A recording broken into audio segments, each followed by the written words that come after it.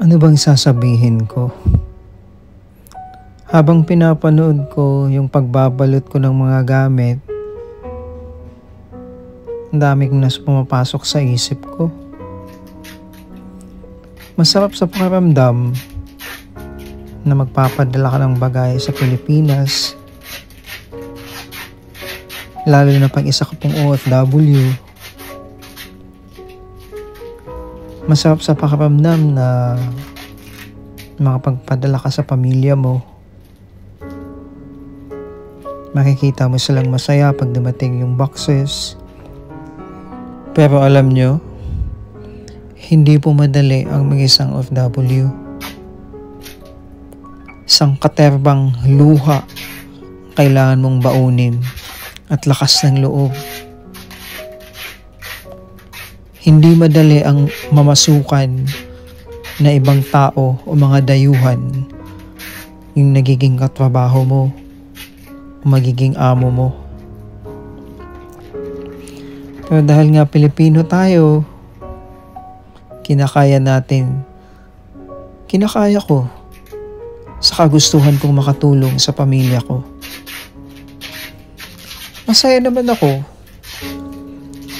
sa mahigit 15 taon na nagtrabaho ko dito sa ibang bansa.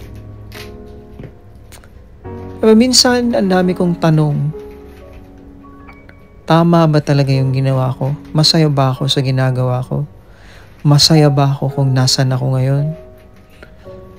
Anong achievements ba ang narating ko? Anong kahulugan ba ang pagiging isang matagumpay sa buhay? Ano bang basihan para tawagin kang matagumpay ka na? O napagtagumpayan mo yung buhay na pinagkaloob sa'yo? Sa totoo lang, hindi ko rin alam eh. Basta ang alam ko lang is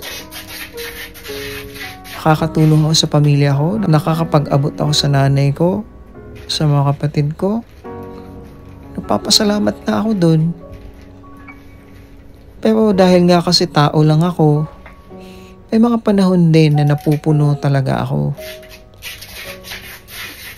Na nararamdaman ko na parang ang bigat na. Sobrang bigat na niya na hindi ko alam kung kaya ko pa bang bitbitin o hanggang kailan ako magbibigay. Pero sabi ko, siguro ito talaga yung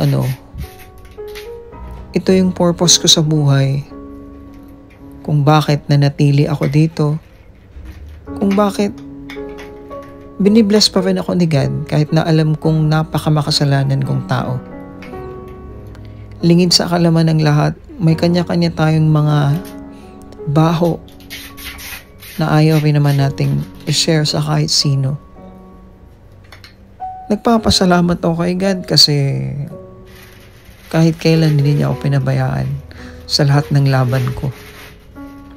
Kaya sa lahat ng kapwa ko OFW, kahit saang sulok man ng mundo kayo naroon ngayon, maging matatag po kayo.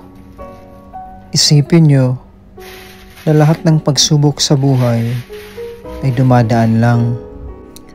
Higit po sa lahat, mag-ipon po kayo. Dahil hindi habang buhay ang dito tayo.